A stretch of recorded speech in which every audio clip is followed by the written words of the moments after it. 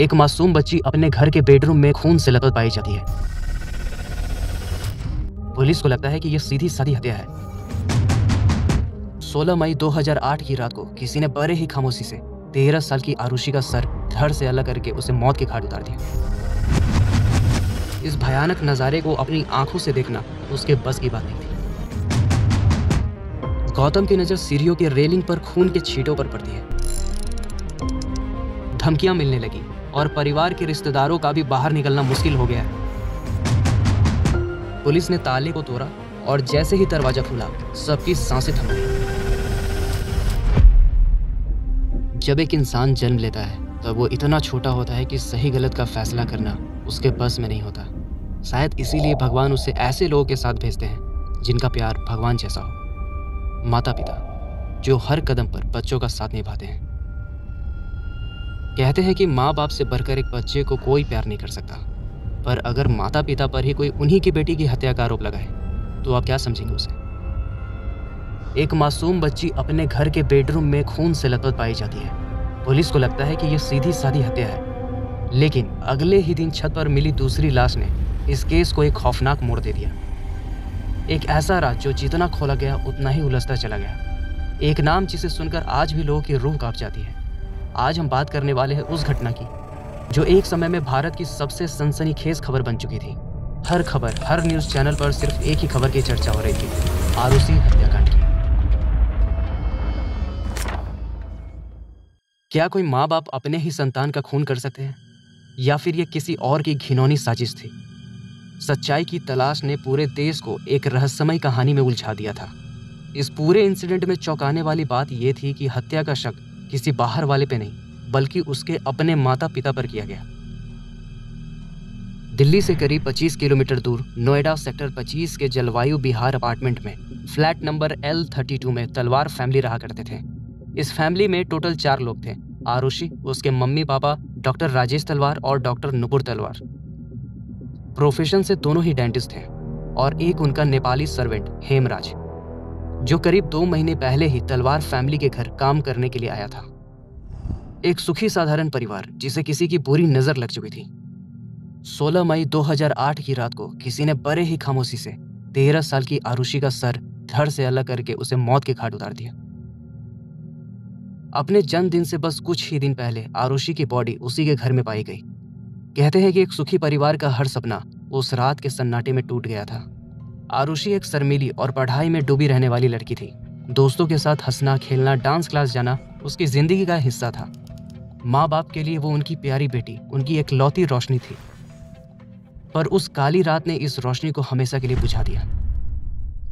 हर रोज की तरह सुबह होते ही तलवार फैमिली की नौकरानी भारती मंडल फ्लैट पर पहुंचती है। जब वो रूम का बेल बजाती है तो कोई भी दरवाजा खोलने नहीं आता। जब उसने बार बार घंटी बजाई तो थोड़ी देर बाद डॉक्टर नुपुर तलवार ने दरवाजा खोला। नौकरानी भारती पूछती है कि आखिर हेमराज कहाँ है जो आप दरवाजा खोल रही हो। हेमराज घर का नौकर था जो तलवार फैमिली के साथ ही उनके फ्लैट में रहता था। नुपुर तलवार ने अनजाने में कहा वो दूध लेने गया होगा, लेकिन भारती की नजरें उस घर के हर कोने में एक अनकही दहशत महसूस कर रही थी। जब भारती ने आरुषि के कमरे का दरवाजा खोला, उसकी आंखों के सामने वो भयानक मंजर था। बिस्तर पर सफेद चादर में ढकी आरुषि की लाश पड़ी थी। उसका गला बेरहमी से कटा हुआ था। वो कमरे में पसरी ठंडक और सन्नाटे में कांप उठी। भारती वहां से तुरंत भाग निकली। इस भयानक नजारे को अपनी आंखों से देखना उसके बस की बात नहीं थी। थोड़ी देर बाद पुलिस और अपार्टमेंट के और भी लोग वहां इकट्ठा होने लगे। हर किसी के मन में एक ही सवाल था, आखिर ऐसा कौन कर सकता है। आरुषि के पिता राजेश तलवार बार बार कह रहे थे कि हेमराज को ढूंढो। वो कह रहे थे कि हेमराज मेरी बेटी का खून करके भाग गया है, उसे पकड़ो। उनके चेहरे पर एक डर और बेचैनी थी। पुलिस की एक टीम को नेपाल भेजा जाता है, पर वहां भी पुलिस को कुछ भी हाथ नहीं लगता। पुलिस हेमराज के कमरे की तलाशी भी लेती है, जहां उन्हें शराब की कुछ बोतलें, वाइन की खाली बोतल और खून के कुछ धब्बे मिले। फिर छत पर जाने की कोशिश की गई, लेकिन छत का दरवाजा अंदर से बंद था और ताले पर भी खून के निशान थे। पुलिस के सवाल गहरे होते जा रहे थे। क्या हेमराज ही कातिल था, या फिर कोई और जो साए की तरह इस घर पर मंडरा रहा था? जल्द ही ये कहानी मीडिया की सुर्खियों में आ गई। हर न्यूज़ चैनल, हर अखबार बस एक ही सवाल पूछ रहा था, क्या एक परिवार अपनी ही बेटी का कातिल हो सकता है? हर कोई अपना तर्क दे रहा था, पर सच कहीं और ही छुपा हुआ था। इस हत्याकांड ने पूरे देश को खौफ और रहस्य में डाल दिया था। तो क्या सच में हेमराज इस हत्या का दोषी था, या फिर सच कुछ और ही था? एक ऐसा भयानक सच जो समय के साथ गहराई में और भी छुपता चला जा रहा था। इस कहानी का हर पहलू एक नए सवाल को जन्म देता है। जैसे जैसे जांच आगे बढ़ी, हर मोड़ पर कहानी और भी खौफनाक होती चली गई। आरुषि की हत्या के बाद पुलिस ने राजेश तलवार के क्लिनिक में काम करने वाले एक नेपाली सर्वेंट को अपने हिरासत में लिया। शक का कारण सिर्फ उसका नेपाली होना था। कुछ सवाल और दांव पेच हुए, पर उससे भी पुलिस के हाथ कुछ नहीं आया। अगले दिन सुबह 9 बजे केस में एक नया चेहरा जुड़ता है, रिटायर्ड डीएसपी के गौतम। मीडिया और किसी बाहरी व्यक्ति को क्राइम स्पॉट के अंदर जाने की इजाजत नहीं थी, पर गौतम को इस मामले को देखने की अनुमति दी गई, क्योंकि वो रिटायर्ड डीवाईएसपी थे। उनकी पैनी नज़र कुछ ऐसा देखती है जो अब तक पुलिस की पकड़ से छूट गया था। गौतम की नज़र सीढ़ियों के रेलिंग पर खून के छींटों पर पड़ती है। उन्हें एहसास होता है कि कातिल शायद ऊपर की ओर भागा होगा। छत का दरवाजा बंद था। पुलिस ने ताले को तोड़ा और जैसे ही दरवाजा खुला, सबकी सांसें थम गई। वहां पर पुलिस को खून से सनी एक और लाश मिलती है। ये चौंका देने वाला नज़ारा था। सब लोग हैरान थे। लाश पूरी तरह से फूल चुकी थी। उसे पहचानना मुश्किल हो रहा था। बॉडी को कूलर के पैनल से ढका गया था और घसीटने के निशान दिखाई दे रहे थे। डॉक्टर दिनेश तलवार को बॉडी की पहचान करने के लिए बुलाया जाता है, लेकिन उन्होंने कहा कि वो बॉडी को नहीं पहचान सकते।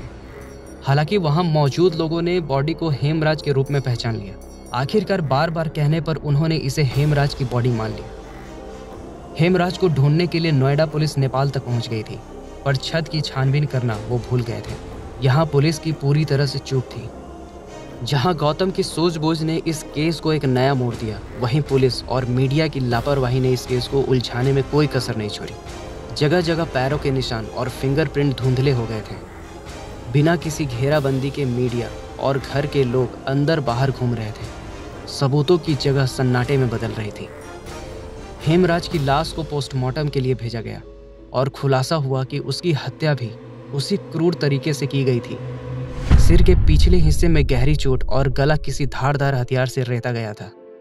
आरुषि और हेमराज दोनों की हत्या के तरीके में गहरी समानता थी, जैसे दोनों का कातिल एक ही हो।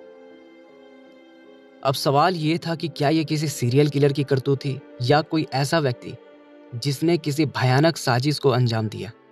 जहां आरुषि की हत्या का रहस्य उलझा हुआ था, अब ये डबल मर्डर की कहानी बन चुकी थी।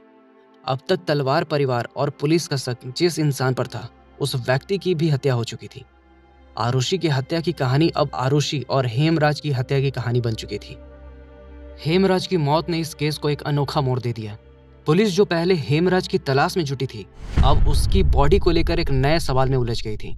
हेमराज के नेपाली होने की वजह से पुलिस ने कई नेपाली नौकरों से भी पूछताछ की, पर कोई ठोस जानकारी नहीं मिल पाई। वहीं मीडिया का दबाव लगातार बढ़ रहा था और पुलिस की हर एक छोटी बड़ी गलती सुर्खियों में बदल रही थी। पुलिस की सबसे बड़ी गलती ये थी कि वो मीडिया को हर एक छोटी बड़ी चीज की जानकारी दे रहे थे, जिसके कारण इस केस को अलग ही नजरिए से देखा जाने लगा। बात यही खत्म हो जाती, मगर मिस्टर तलवार और मिसेस तलवार अपने बयान बार बार बदल रहे थे। छत के दरवाजे का ताला भी अंदर की तरफ से बंद था और इस बीच उन्होंने एंटीसिपेटरी बेल के लिए भी अप्लाई कर दिया था। उनके इस अजीबोगरीब एक्टिविटी से पुलिस का इन्वेस्टिगेशन अब आरुषि के माता पिता की ओर मुड़ने लगा। पहले इन्वेस्टिगेशन ऑफिसर अरुण कुमार इस केस से जुड़े सभी लोगों से पूछताछ करते हैं और मीडिया में ये खुलासा करते हैं कि राजेश तलवार ने आरुषि और हेमराज को एक अनऑब्जेक्शनेबल कंडीशन में देख लिया था, जिसके बाद राजेश तलवार ने रूम में पड़े गोल्फ स्टिक से हेमराज को मार दिया और फिर एक सर्जिकल ब्लेड से अपनी बेटी आरुषि की हत्या कर दी। He said that Hemraj had called and they had gathered in the room of Hemraj late in night. Krishna came first. He consumed alcohol. Then Vijay Mandal came and Rajkumar came. They consumed alcohol and discussed about Arusi, and they entered in the room of Arusi. She got up and tried to scream. She was gagged and she was first hit by a hard, blunt object. There, where they probably tried to sexually abuse, and that led to a scuffle. And after that scuffle, they went to the terrace, and on the terrace, Hemraj was killed. They locked the terrace, came down in the room of Arushi, and then compromising position में ही थे, लेकिन उन्होंने ऐसी हालत में देखा।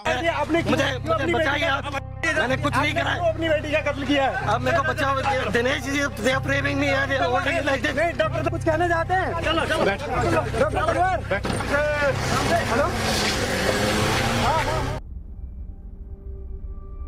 इस बयान ने केस को पूरी तरह पलट कर रख दिया और पुलिस ने इसी आधार पर राजेश तलवार को गिरफ्तार भी कर लिया। इस हत्या के बाद मीडिया में मानो आग सी लग गई। हर दिन नए नए खुलासे, नए नए शक। क्या आरुषि और हेमराज के बीच कोई संबंध था? क्या ये ऑनर किलिंग का मामला था? क्या खुद आरुषि के माता पिता ही उसके कातिल थे? ये सवाल टीवी चैनलों पर छा रहे थे। हत्या के 8 दिन बाद राजेश तलवार की गिरफ्तारी के बाद नुपुर तलवार ने पहली बार मीडिया के सामने अपनी चुप्पी तोड़ी। Any inkling or any suspicion that your husband had killed Arushi, would you cover up as a mother? Would any mother do that? Would any mother sleep there through the night knowing that her husband has killed the child? उन्होंने कहा मेरे पति निर्दोष हैं, वो ऐसा कुछ भी नहीं कर सकते। पर मीडिया ने अब इसे एक हत्या का केस नहीं बल्कि आरुषि और हेमराज के कथाकथित संबंधों की कहानी बना दिया था। चारों तरफ तलवार परिवार के चरित्र पर कीचड़ उछाला जाने लगा। जैसे जैसे मीडिया की कहानी घिनौनी होती चली गई, वैसे ही आरुषि के दोस्तों और स्कूल के बच्चों ने विरोध प्रदर्शन शुरू कर दिया। उन्होंने आरुषि के चरित्र पर सवाल उठाने का विरोध किया और उसे एक मासूम होनहार लड़की बताया। तलवार परिवार पर इस तरह के आरोप का सिलसिला रुकने का नाम नहीं ले रहा था। धमकियां मिलने लगी और परिवार के रिश्तेदारों का भी बाहर निकलना मुश्किल हो गया। मीडिया का दबाव इतना बढ़ने लगा था कि ये केस पुलिस के पास सिर्फ 15 दिन ही रहा। 15 दिन के बाद मीडिया के बढ़ते दबाव और पुलिस के फेलियर के चलते इस केस को फास्ट ट्रैक पर डालते हुए सीबीआई को सौंप दिया जाता है। अक्टूबर 2009 में सीबीआई ऑफिसर एजी कॉल को इस केस की जिम्मेदारी दी गई। एजी कॉल ने सभी सबूतों की बारीकी से जांच करने का डिसाइड किया। उन्होंने उस घर में 24 घंटे बिताने का भी फैसला किया जहां घटना घटी थी। उन्हें यकीन था कि जो कुछ भी हुआ वो इसी घर में हुआ था। एजी कॉल पुलिस के द्वारा बनाए गए सबूत को हर एक पहलू से जांच करते हैं। आरुषि के पोस्टमार्टम रिपोर्ट को भी दोबारा देखते हैं और वो देखते हैं कि आरुषि के पोस्टमार्टम रिपोर्ट को किसी ने बहुत बुरी तरह से बदल दिया था और उनके अनुसार शायद ये काम तलवार फैमिली का ही था। दिसंबर 2009 को एजी कॉल सीबीआई ऑफिसर के एक मीटिंग में अपनी इन्वेस्टिगेशन रिपोर्ट को शेयर करते हैं। उनके अनुसार आरुषि का मर्डर और कोई नहीं बल्कि आरुषि के पिता रमेश तलवार थे। एजी कॉल के अनुसार 16 मई 2008 को आरुषि के पिता ने हेमराज को आरुषि के सामने नहीं मारा था। वो पहले हेमराज को छत पे किसी काम से बुला कर ले जाते हैं और छत पे हेमराज को मार देते हैं और फिर ग्रिल से उसकी बॉडी को छुपा देते हैं। फिर वो नीचे आते हैं और शराब पीने लगते हैं, जिसके बाद वो गुस्से में आकर आरुषि के कमरे में जाकर उसकी भी हत्या कर देते हैं। फिर अगले सुबह वे लोग इस तरह से बर्ताव करते हैं कि हेमराज आरुषि की हत्या करके भाग गया है। एजी कॉल के हिसाब से दोनों ने बहुत प्लानिंग की थी, पर उन्होंने ये कभी नहीं सोचा था कि छत पर राजेश तलवार ने हेमराज की लाश जो छुपाई थी वो पुलिस को मिल जाएगी। सीबीआई के अनुसार राजेश एक खतरनाक सीरियल किलर था। एजी कॉल राजेश के खिलाफ चार्जशीट फाइल करना चाहते थे, मगर police investigation officer Arun Kumar ने उन्हें रोक दिया। कारण था लैक ऑफ एविडेंस, यानी सबूत की कमी। सीबीआई लाइट डिटेक्टर टेस्ट और नार्को टेस्ट भी करवाते हैं। कृष्णा थोड़ा राय। कृष्णा कहाँ का है? नेपाल का। कब? और हेमराज का दोस्त और कौन कौन आते थे उस घर को? में एक राजकुमार आता था। हाँ। जो डॉक्टर दुरानी का काम करता है। और एक नीचे से एक राजू नाम का लड़का था, वो आता था। एक ही आता, मैं आता था बस। मैं आता था बाई चांस, कभी कभार आता था मैं। वो तो नहीं तो नहीं आता था। तो फोन में बात हो जाती थी। और हेमराज का घर में और कौन है? हेमराज का दोस्त और कौन कौन है दिल्ली पे? हेमराज का एक मैं ही हूँ, एक राजकुमार है। राजकुमार का धंधा क्या है? राजकुमार का? हाँ। राजकुमार का मैंने उससे कभी खुल के बात नहीं किया है, कभी भी दिल से बात नहीं किया है। पर देखा जाए तो वो ठीक हो नहीं हो खुदा बताता है। उसको मैंने 1-2 बार हेमराज के साथ ही देखा है, 25 में देखा। In the following weeks, Rajkumar would be arrested. Hemraj को किसने मारा? राजकुमार ने ही मारा क्या? हाँ? राजकुमार ने मारा क्या? हो सकता है मैम, राजकुमार हो या आस पड़ोस में हो। क्या? या आस पड़ोस में हो। क्या? आस पड़ोस हो। क्या? कौन? आस पास कोई हो। आसपास कौन है रे? नेपाली लोग है क्या आसपास? हाँ? नहीं। तुमने देखा ना कौन था राजकुमार के साथ? राजकुमार के साथ और कौन था? राजकुमार के साथ था। हाँ, कौन? हिंदू लड़का। कौन था? क्या नाम था उसका? शंभू। हाँ? Shambhu. He said that Hemraj had called and they had gathered in the room of Hemraj late in night. Krishna came first. He consumed alcohol. Then Vijay Mandal came and Rajkumar came. They consumed alcohol and discussed about Arusi, and they entered in the room of Arusi. She got up and tried to scream.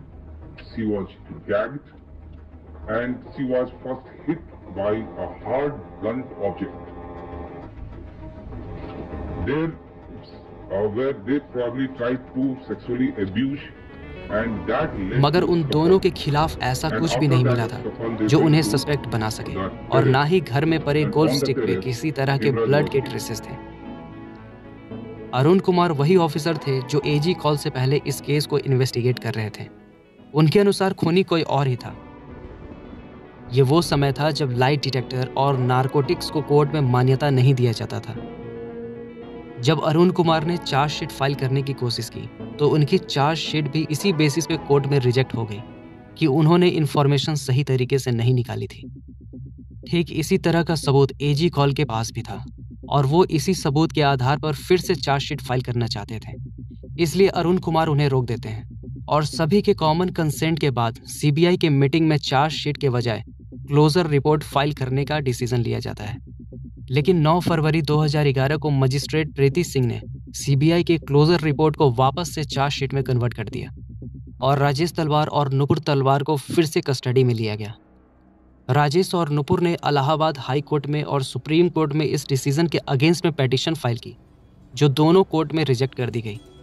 करीब 5 साल की लंबी जांच और अदालत प्रक्रिया के बाद 11 मई 2013 से राजेश और नुपुर का कोर्ट में ट्रायल शुरू हुआ और 25 नवंबर 2013 को गाजियाबाद के सेशन कोर्ट ने आरुषि के माता पिता राजेश और नुपुर तलवार को दोषी करार दिया।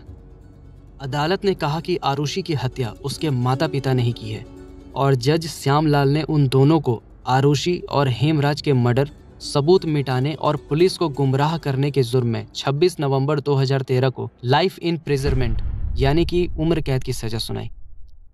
लेकिन तलवार दंपति का ये कहना था कि उन्हें गलत तरीके से फंसाया गया है। CBI report saying that they do not have any other suspect beside you. I have had enough of this. Enough of this I have had. If they do this, this is the second time I'm going through this. This is the kind of investigation, this is the kind of people that we have in our investigation.